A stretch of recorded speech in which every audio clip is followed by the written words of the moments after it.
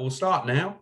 Of course, this will be later available on video anyway, so we can review. But I'd like to welcome you to the latest BCS IT Now webinar, the first one we've had since our big Insights event a couple of weeks ago. And we're looking at quite a technical subject, but a very important one, this issue of internet jurisdiction, the fact that there's all sorts of paradoxes now with data sharing. There's regulatory aspects of our activity online, which are quite complicated. Encryption in different places is done in different ways. Regulation requirements are different. So cross-border technology jurisdiction has got quite complicated. So what do we need to know? Where do we go for further information? Because also, of course, this is an evolving situation.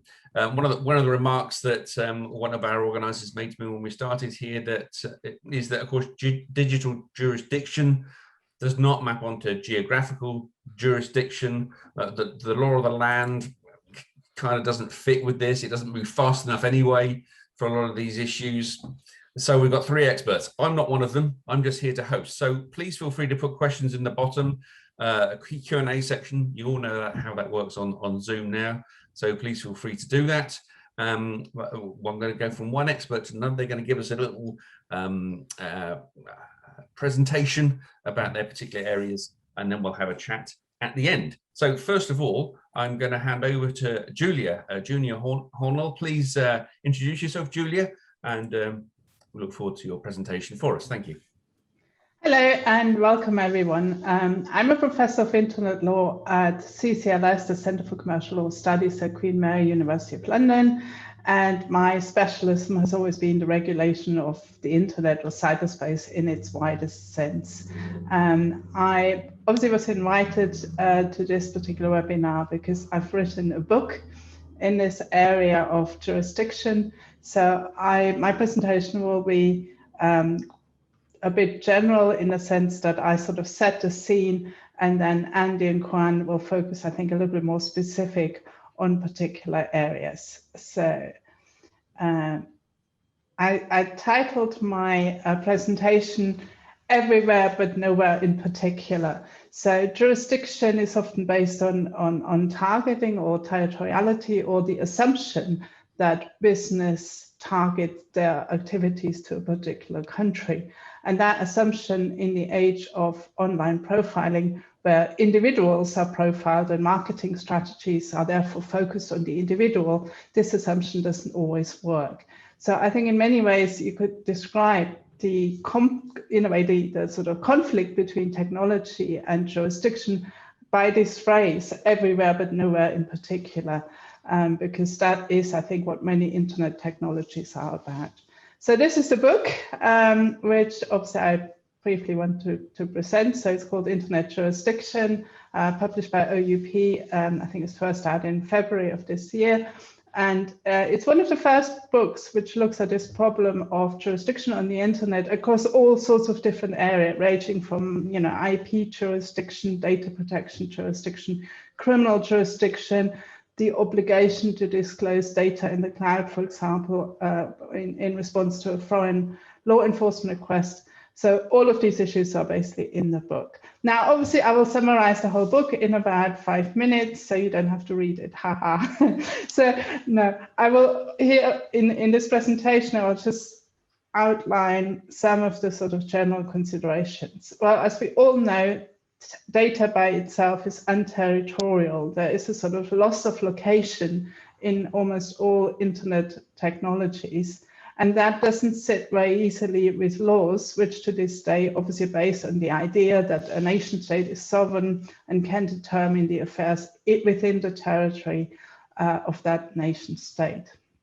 However, it is, I think, very important to point out that there is nothing wrong with the state exerting its power beyond its territory. So international law allows the extraterritorial assumption of jurisdiction. So, for example, parliaments can pass laws which reach beyond the territory of a particular state. It is possible under international law, at least, for states to prosecute a crime, even though that crime has been committed abroad. For example, if it was committed by a national of that state, or if the victim is a national of that state. So because of this reach of the law outside the jurisdiction, there is what is technically called a concurrency of laws. So 2, 3, 4, 5, 10, 60, 100 laws can apply to the same sort of set of scenario, or the same sort of thing to regulate. Traditionally, I guess the classic examples, and these go back really long before the internet, to the sort of 80s and 90s. For example, the US have often issued subpoenas, which are basically production orders in the context of either a civil dispute, or tort dispute before court, or a criminal case, and they can direct those production orders at foreign entities. So US parent company might order a German subsidiary to disclose certain types of information under a production order, and that production order might then conflict, for example, with European data protection law. So those sorts of conflicts have been around for quite a while. The same, I think, was sort of noteworthy was the US Gramm-Leach-Bliley Act, which governs sort of foreign disclosures in the financial area, financial disclosures, that led to similar conflicts. So conflicts under the law between different states are not new. They've just been magnified massively because of the internet. The question is also, of course, how can then a state enforce that extraterritorial reach? And that's the practical limitation of the law. So in the past, I think this extraterritoriality was the exception rather than the rule, but I would argue, especially in view of new platforms and social media, but also the internet more generally, the extraterritorial reach of legislation is becoming the norm, which makes this problem worse, of course. So in the internet context, we see, for example, the General Data Protection Regulation. I don't know whether Kuan will talk a little bit more about it, but for example, the scope of application of European data protection law goes beyond companies established on European territory and can include companies have to comply with European data protection law, even though they only provide goods or services within the EU or they monitor or profile European citizens. So there's a sort of targeting approach. We see that the UK Investigatory Powers Act, which is basically the empowering legislation which enables police forces and prosecution authorities to carry out all sorts of investigations ranging from interception to computer network exploitation, in other words, hacking into computers or demanding data stored in the cloud.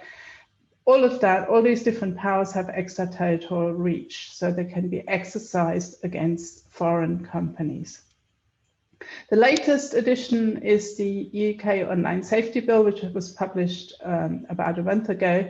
And that also makes clear that the enforcement powers which Ofcom will have will apply to foreign providers of the relevant services. So the Online Safety Bill, when it becomes an act, will apply to foreign platforms and will impose all sorts of duties of care, risk assessment duties, duties of care, and these can be enforced if these companies have a certain number of UK users, or if they target their services at the UK, or there's the risk of substantial harm from content on online platforms.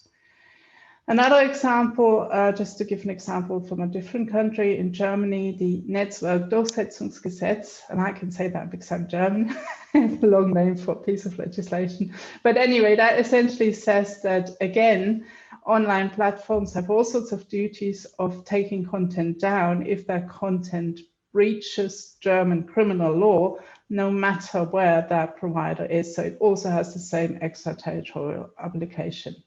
So we see sort of systems, and this is deliberately a plural, systems of platform regulation by national laws, which potentially overlap and potentially conflict.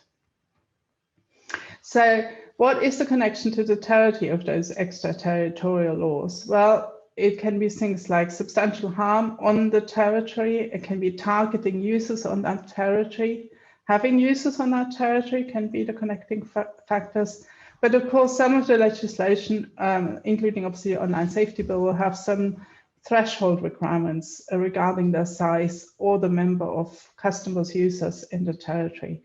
So as you can see, territoriality still matters to the law. And I think it's very difficult and very slow, and perhaps never we will overcome that, because at the end of the day, laws are made by states. It's important, I guess, from a democratic point of view, that local people have a say in how they want to be governed. So local governance and national law, simply because different cultural standards and the rule of law. So what is pornographic, what is hate speech, what is unacceptable types of behavior is very much determined by culture, and those cultures still vary enormously between different countries. So I think what is really required, and this is a problem which cannot be solved by better rules on jurisdiction. I know when I set out to write this book and do the research, I thought maybe it is a question of simply finding better legal rules as to jurisdiction. But I think here we have a clash of two different systems, law and technology. No matter what the legal rules are, that clash will always be there. So it is one of the examples where more laws or more rules on jurisdiction don't solve the problem. I think what we need is international cooperation and a sensible building up of international frameworks in order to deal with these conflicts of law. So, for example, under the GDPR, and again, I don't know whether that's something Kuan will pick up later, but there's, of course, this question, to what extent is the disclosure of personal data legitimate if it is obviously in response to a law enforcement request? Now, it is clear that within the EU, if the provider has an obligation under national law or European law to make such disclosures, then that transfer is obviously justified. But the question is, would the same apply to foreign law? So if you ask the FBI as a EU-based cloud provider to disclose certain type of data, would that be justified by the US law enforcement interest as a public interest? And here, I guess, Article 48 of the GDPR presents a compromise by saying, well, if there's an international agreement, such as, for example, an executive agreement under the Cloud Act, then this public interest can be recognized in the framework of this international agreement.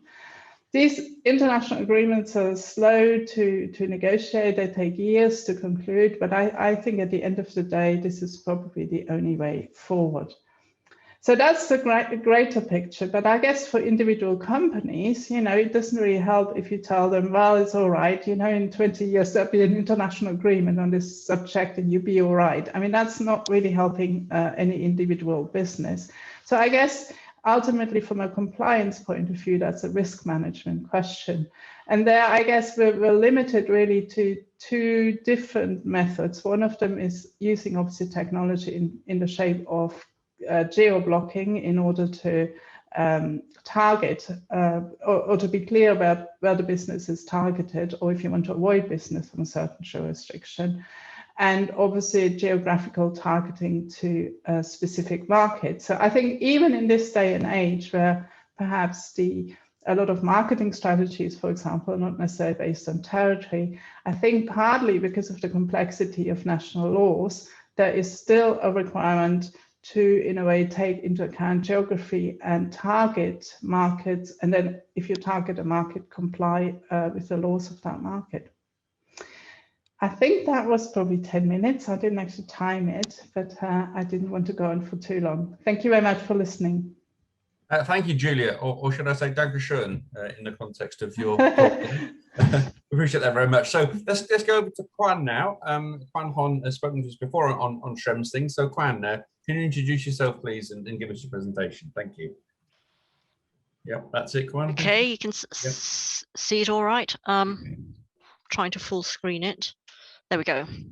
Okay, so by way of introduction, I have two hats. I mainly work as a lawyer, but I've got computing science degrees as well, including a joint law and computing science PhD from Queen Mary. And I'm also a director in the Privacy, Security and Information Law team at Field Fisher. I do guest lecturing for the Department of Computing at Imperial College. I've done voluntary work for various organizations like the NCSC, and I'm involved in quite a few publications like the Encyclopedia of Data Protection and Privacy and books including cloud computing and data localization. I am going to talk mainly about territoriality and data, specifically personal data under the GDPR. And there is extraterritorial jurisdiction under the GDPR. So firstly, processing activity is caught by the GDPR if it is in the context of activities of an EEA establishment of the processor, or of whoever's doing the processing. So this can mean that a non-EEA company can be caught if it's got an EEA establishment, like a branch or subsidiary, and its processing is inextricably linked, as the court has put it, to the activities of that EU establishment. So the first and most well-known example, Google Spain, advertising subsidiary in Spain, advertising Google's search engine activities, and therefore Google in the US, its processing is directly subject to the GDPR's predecessor, but it would be the same now. So even a non-EEA company can be subject to the GDPR under this context of activities ground. And if you're subject to GDPR under context of activities, typically it would be, say, a French company or a German company processing personal data in the context of its own activities, then it doesn't matter whether those individuals whose personal data are being processed are in the EEA or outside. So there's a real common fallacy that the GDPR is about EEA citizens. It's not about the data of EEA citizens. It can be broader than that. Then the second ground for extraterritorial jurisdiction is where the processing is related to, which is really broad, the offering of goods or services to individuals in the EEA. Again, they don't have to be citizens, or monitoring their behavior taking place in the EEA. So this offering is the targeting aspect that Julia's already mentioned. But again, it doesn't necessarily have to be EEA citizens. And if a non-EEA company is caught under this offering monitoring ground, it has to appoint a representative in the EEA and hopefully be subject to a one-stop shop in that regard, although that's kind of falling apart somewhat. It's not really a one-stop shop anymore. Even though the UK has left the EU, we have the UK GDPR, and that is pretty much the same as the GDPR at the moment. It hasn't diverged yet. So everything that I've said will apply equally to the UK. Now, international transfers are a key aspect regarding territoriality and jurisdiction under the GDPR. So there is this well-known restriction on transfers or data exports under the GDPR. I would say I hate the phrase data sovereignty. A lot of people use that phrase data sovereignty. And I think that I don't like it because that phrase has no meaning under law. There is no legal definition of data sovereignty, and people use it to mean different things, and it's quite an emotive term. And sometimes people can use it to make people think it's about the sovereignty of the individual, when in fact it's about the sovereignty of a country controlling personal data. So I don't like that term. I talk about transfer restrictions, otherwise known as data exports. And this restriction on transfers applies not just to the hosting location, so where are you physically hosting that personal data, it also applies to backup. So if you're backing up personal data outside the EEA or UK for the UK GDPR, if there is remote access to personal data physically hosted in the EEA, but somebody outside the EEA has remote access to that data, that's considered a transfer as well, and regulators have confirmed this. So transfers, hosting or sending personal data outside the EEA or UK is a subset of processing, and all the rules about processing personal data apply to transfers as well. But in addition, there are extra restrictions in relation to making transfers. And basically, you cannot make a transfer, send the personal data or host it outside the EEA unless you're generally exempt from the GDPR because, for example, it's personal, purely personal, household or national security processing, unless one of a set number of derogations applies, and these are pretty limited and narrow, or most commonly, you use a recognized mechanism under the GDPR.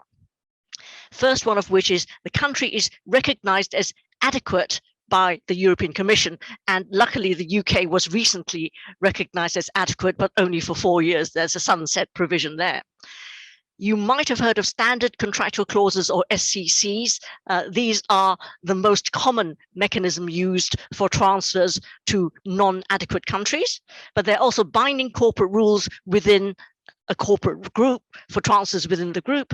And there's also, but we haven't had any of these yet, they haven't been put forward or approved yet, but you can have transfers outside the EEA to somebody who has signed up to an approved code of conduct or an approved certification that has been, again, approved for this specific purpose. So not general approval as an industry standard or something. It has to be approved for this particular purpose of transfers. Now, the transfers restriction has an interesting history in terms of the legislative objective.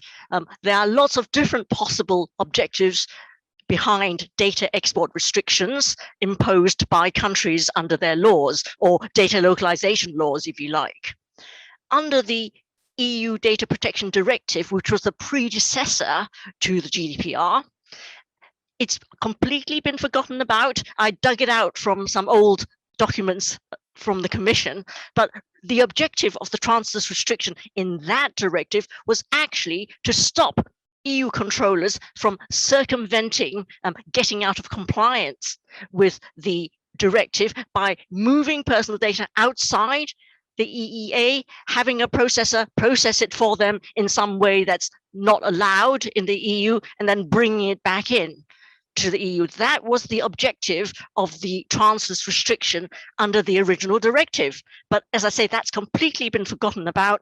And now, really, the transfers restriction is being used basically for the control of nation state access. So maybe sovereignty in a way.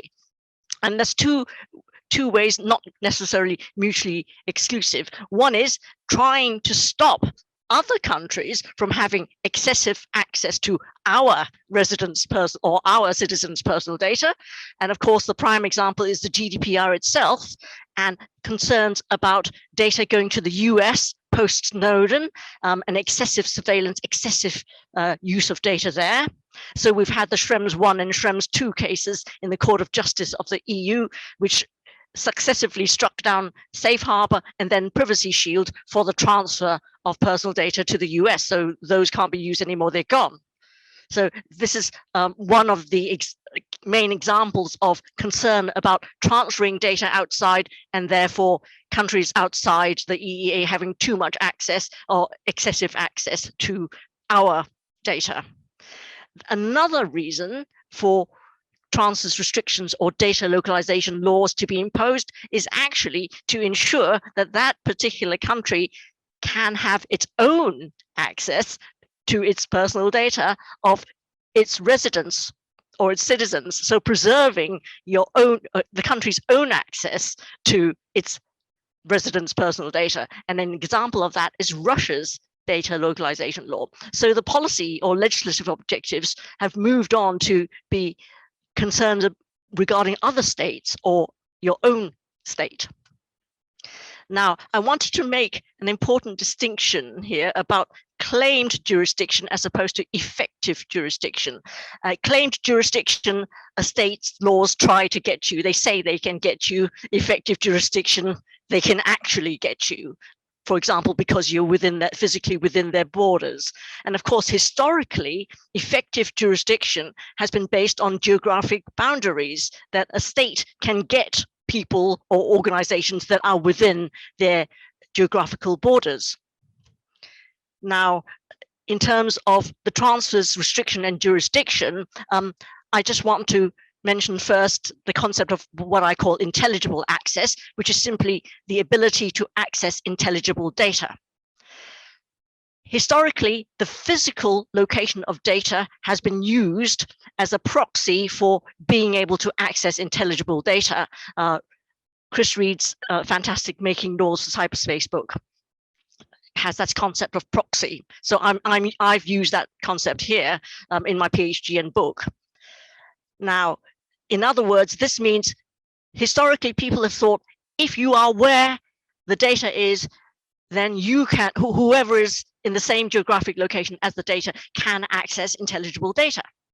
However, the link between physical or geographic data location and the ability to access intelligible data has been completely broken by, first, the internet and the ability to have remote access. So you can access personal data, clear text, intelligible data, even if you're not physically located where the data is. That's pretty obvious. And as I've mentioned, regulators do recognize remote access. And the other factor is encryption. So if the data is properly encrypted and you don't have the key, even if you're physically located where the data is, you can't actually access intelligible data.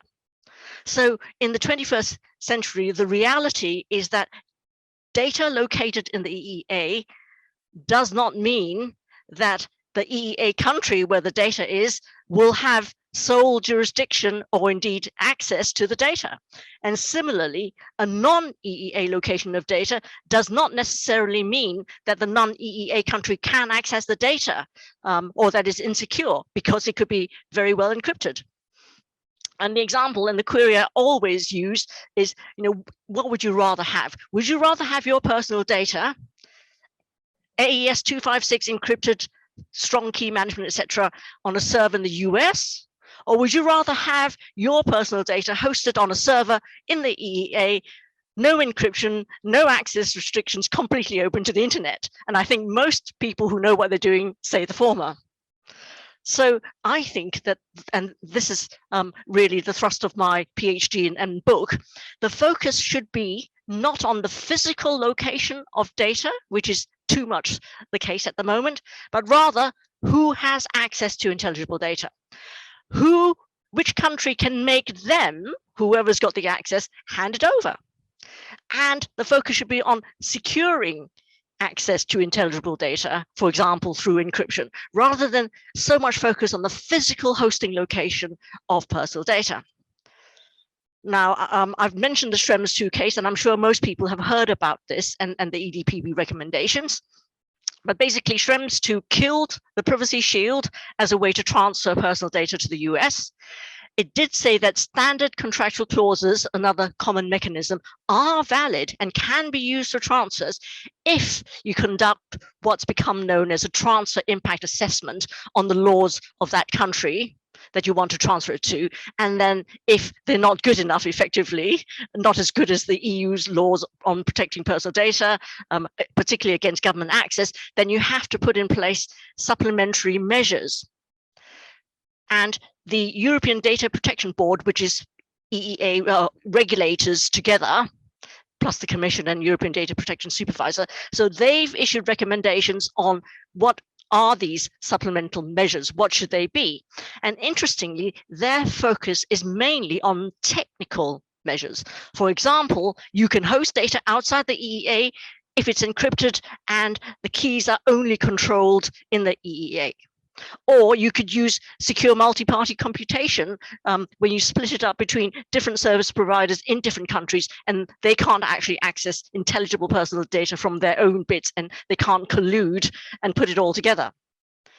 However, very restrictively, they've said if somebody outside the EEA needs access, clear text access to intelligible data, for example, SAS hosted outside the EEA, or maybe a US headquartered group which has employees in the EEA and they need their employees' HR data for management purposes, well, then technical measures seem to be very, very limited and narrow, if not non-existent.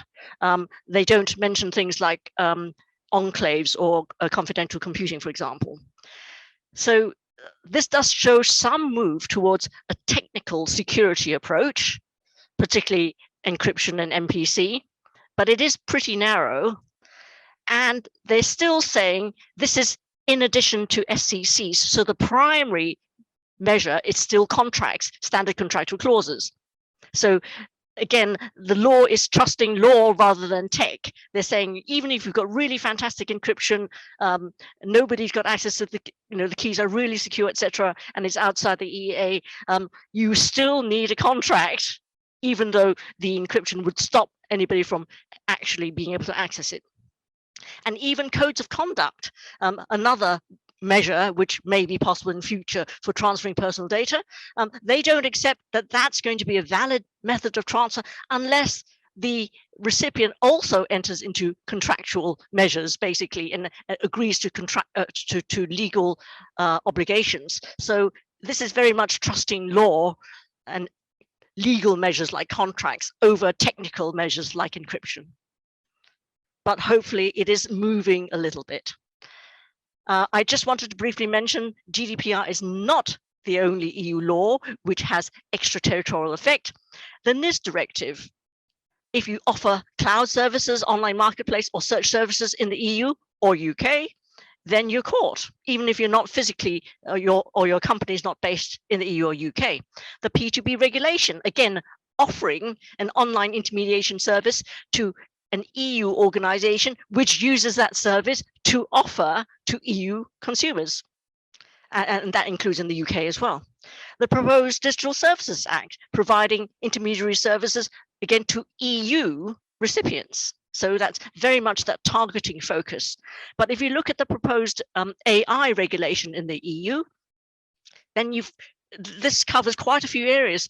Providers placing on the market or putting into service AI systems in the EU. Users of AI systems where the system is in the EU, or where the providers and users of AI systems are outside the EU, but the output is used in the EU. So this is really pretty broad. And it's not just the EU. Lots of countries and lots of laws are increasingly trying to expand the territorial reach of their laws, including extraterritorially. And this is likely to lead to clashes between different jurisdictions. And of course, as Julia said, maybe we are, who knows how long it's going to take, but nothing short of international agreement is likely to be able to sort this. And the UK also has extraterritorial laws, but I'm not going to talk about that. Andy is going to shortly. So that's all that I had to say. Thank you. Juan, thank you very much indeed. Or should I say, Shirshini, perhaps that would be more appropriate. Let's move on to Andy, please. Andy, you've got a different angle on this to bring to us now. So this has been fascinating so far. Over to you. Thanks, Brian. And good afternoon, everybody. I don't have any slides. I'm going to talk briefly about the Online Safety Bill and some of the social and legal challenges therein. I'm Professor of Digital Rights at Bournemouth University. I am actually from a computer science background. My undergraduate degree and PhD are both computer science.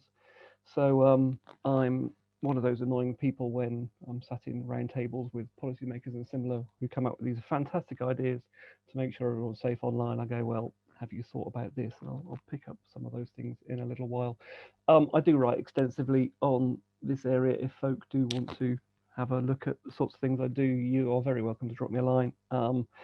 I think you can probably track me down on Google as far as my email address is concerned, or I'll stick it in the chat window in a bit. So I just want to spend a little bit of time talking about where we're at in terms of online safeguarding and where the legal challenges lie on that one. Interestingly, obviously we are coming into this discussion when there is a great deal of chat around social media responsibility and racism. I've spent a lot of time both talking to folk in the media and also following the media a great deal over the last couple of days. There seems to be a standard government line on all of these issues of racist tweets about footballers and similar from the government, and that is, we'll deal with it on the Online Safety Bill. The Online Safety Bill, for those who aren't aware, it has been launched under great ministerial trumpeting to make the UK the safest place to be online in the world, which I think immediately presents an interesting question, really. It's like, well, who made the UK decide that what safety is online. It's a kind of end point of a journey that started off with the Labour government, really, in terms of keeping kids safe online, and went through many iterations. But at the moment, it is a proposed bill that presents a significant number of challenges to technical organisations, particularly those that provide user-to-user services, in terms of their responsibilities, the need to risk assess those responsibilities regardless of where they are in the world. And I can see there's a great deal of opportunity for negligence lawyers to make a great deal of money out of this. I'm less sure that it's going to help keep people safer online, because there are a great deal of intangibles in it. Clearly, there are statements around risk assessment, and companies have to demonstrate they've assessed risk of harm and similar. There are some fairly clearly defined aspects of harmful content that are reasonably straightforward to agree with, but still technically challenging, and I'll get onto that in a little while. But we also have this very broad concept of a platform providing content that might be legal but harmful. And there's a wonderful statement in the legislation that says, in terms of what legal but harmful looks like, it would be something that's considered harmful by an adult of ordinary sensibilities. I'm not sure whether we have any adults of ordinary sensibilities on this call, or whether the adults of ordinary sensibilities might be a UK adult of ordinary sensibilities or an EU adult of ordinary sensibilities. There is cultural relativism writ large across all these sorts of things. But I think, as is typical on these things, I'm the man that comes along and starts talking about pornography. There is a great deal of pushback on the online safety bill at the moment because it doesn't specifically call out age verification for pornography. Again, something we seem to go in cycles in this area, and policymakers don't seem to draw from history very much. There's a great deal of debate at the moment around the fact that end-to-end encryption is a bad thing in messaging platforms. Now, obviously, Kuan's talked a great deal about how end-to-end encryption is a necessity in some aspects of the law. So we are in a strange, bizarre legal tension in that companies are being told they are responsible for their users' data and need to ensure it is secure and encrypted. However, if they use end-to-end encryption, they are failing in their duty of care, because law enforcement won't be able to intercept messages to identify if this is a communication by child abusers, for example. And you just sort of look back at the crypto wars and go, surely we've been here before. How many times have we heard governments proposing backdoors into encryption? But that's probably for an entirely different webinar. If we look at the age verification debate, it is a really interesting one. First of all, I mean, we look back at the Digital Economy Act of 2017, Part 3 in particular, which made it very clear that if you are a pornography provider anywhere in the world, if you have access from a UK IP address, you have to put up an age verification barrier. And by the way, we're not going to tell you how to do that. You have to do that yourself. Now, I've had many conversations with politicians about age verification, and it generally comes down to a fairly standard thing. We don't have a way of demonstrating that we are 18 in this country. Well, there are various ways of doing it, but we don't have a uniform way of doing it. What normally ends up in the discussions, we end up going, well, yeah, there's an easy way of doing it. If you introduce mandatory ID cards for everybody 18 and over, then you can address this quite effectively, and then go, no, we've decided as a country we're not happy with that. They go, well, how is someone going to identify themselves as 18? Then you're talking about a passport or a driving license or whatever else. And all these are flawed. You had some wonderful solutions, such as having your age verified by going down to the local news agents and purchasing a card that gave you a code, so the news agent could face-to-face verify, yeah, you look over 18. And then you go home and you type that in. As I pointed out at the time, the resale value of those cards outside schools would have been massive. There would be a wonderful opportunity for the entrepreneur there. But clearly these things, though, I was talking to someone the other day that was talking about apparently UEFA use wrist size as a way to determine whether a player is an under 15s or under 18s or whatever. And they seriously said to me, do you think that might be viable for age verification on pornography sites? which just was wonderful as far as I'm concerned. I'm sorry, sir, you can't access our pornography site because your wrist isn't big enough. It's just a wonderful thing to do. Ultimately, the legislation was dropped because it was ultimately viewed as too complex to do it. But there's if you're looking at the difference between a national need and an international audience, there is something fundamental as well, which is a conversation I have with many young people who obviously have different views on access to pornography and similar, but I was talking about the fact that this was being brought in, and on numerous occasions 15, 16, 17-year-old, generally males, would go. So it has to be an IP address from the UK. Yep. So if I use a VPN and they were not going to be able to figure that out, no, I'll do that then.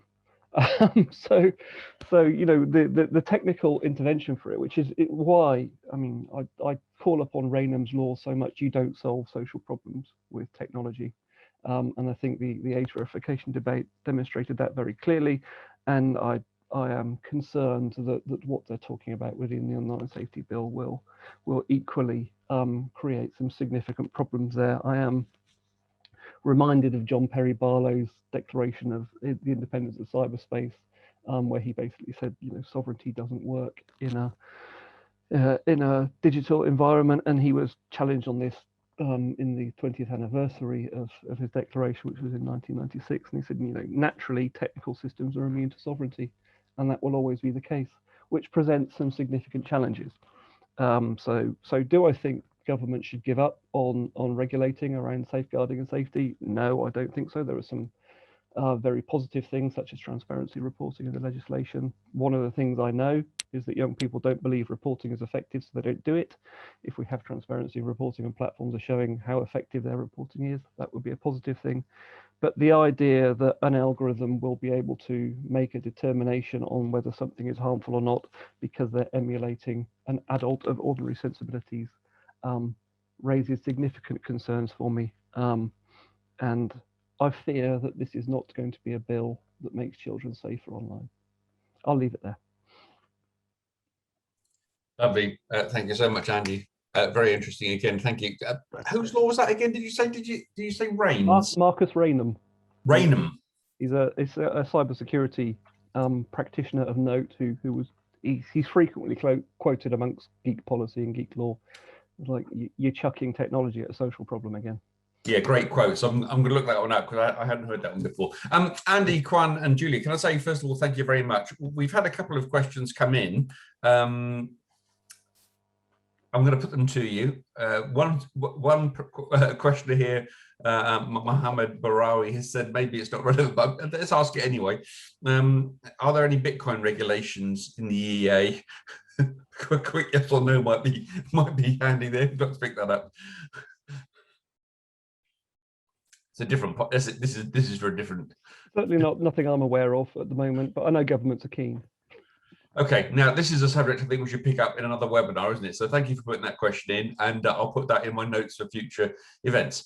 John Gillespie's asked, could COVID passports be used as identity cards? Potentially, but there's again no statutory requirement for everyone to be using it now. Whether that changes in the future remains to be seen. But yeah, you know, the challenge always is there are token-based systems that exist that might be used, but unless we impose a statutory requirement to do it, how might we go about doing that? You know, it's kind of like, oh well, unless you have this token-based authentication, you're not allowed to access this legal content, is a very problematic civil liberties issue, I fear. Yeah. Let me just stick in a couple of questions in the few minutes you've got left that occurred to me during those presentations. The first one I'd like to pick up is from Julia's presentation about international frameworks being required to enable a more smooth use of data across the planet. Is there anything in planning?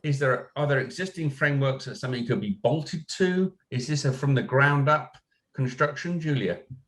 I mean, there are obviously various, actually there's a framework agreement between the US and the EU on data exchanges, which was actually in many ways a response, I think, to Schrems 1 and the data transfer problems. But it's I think it was hard to find a workable compromise, and so the agreement isn't detailed enough and not determined enough to overcome the transfer problems. The US is obviously now, after the passing of the so-called Cloud Act, so this is giving basically access to data in the cloud to law enforcement. So the idea is that law enforcement can go directly to your foreign communication service provider and ask for particular data in the cloud in the context of a criminal investigation. And that has obviously happened already, and platforms obviously disclose data based on a voluntary basis. But the idea is that this would be put on a framework to the US negotiating bilateral agreements, the so-called executive agreements. The first executive agreement, surprise, is with the UK, which came into force, I think, this year. So now obviously UK law enforcement can directly go to Facebook or wherever and ask for data in the cloud. So we see actually a proliferation of international agreements in this area, both on a multilateral as well as on a bilateral basis, so between states or, you know, a convention between several states. Thank you. I mean, what is the way forward to pursuing the concept of getting a workable framework internationally, Julia, in your view? I think it's governments being more honest that this issue can only be tackled on a worldwide basis. And I think politically we're moving in the other direction. So, I mean, you know, if you think of all the cybersecurity nightmare of Brexit and the fact that, you know, the UK is now excluded from all the, for example, criminal cooperation measures across the European Union. To me, that seems obviously a big problem for security. But when Brexit was negotiated, this seemed, I think to most people, it seemed so complicated that they didn't realize that was even relevant. So I think, you know, for the man on the street who's not a lawyer, the idea of international agreement seems just very far-fetched. So I think there's we need more political insight, I think. You know, why are these international agreements not reported in the news? The Cloud Act and these US executive agreements will impact on our personal privacy and data protection, but yet it's not something, you know, a journalist would really report on.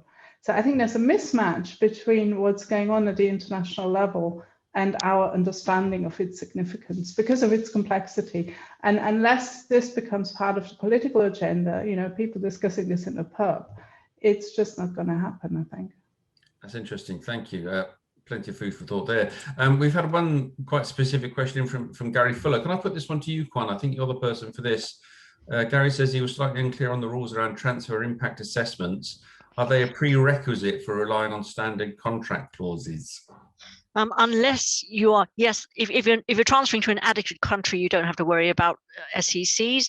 If you want to rely on SECs, then theoretically and according to the regulators, and I really don't know how SMEs are supposed to do this, you are supposed to look at the laws of that country and assess, you know, how excessive they might be in terms of access to data and you know how good they are in terms of data protection. And then you go on to, well, it's not good enough, which is, I think, like 99%. You then have to put in supplemental measures to overcome that. And there are some, you know, there are some risk-based approaches like saying, well, okay, the laws are terrible, but in practice, this particular company's never had any requests from government authorities. Its sector has never had any requests, so it's probably okay, etc. But, you know, and even for the US, even though we know, because the court has said the laws of the US are not good enough, you still have to go through this and document it and then say, okay, the laws of the US are not good enough, therefore we have to put in place these other things, or, you know, it's not applied in practice to me, so it's, even though it's not good enough, it's okay.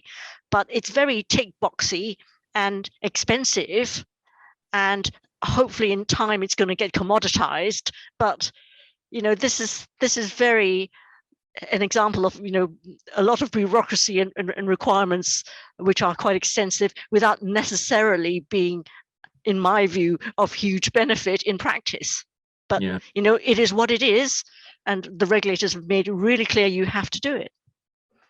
Graham Johnston's asked, any idea where things stand on the EU-US discussions on new data transfer agreements following Schrems 2?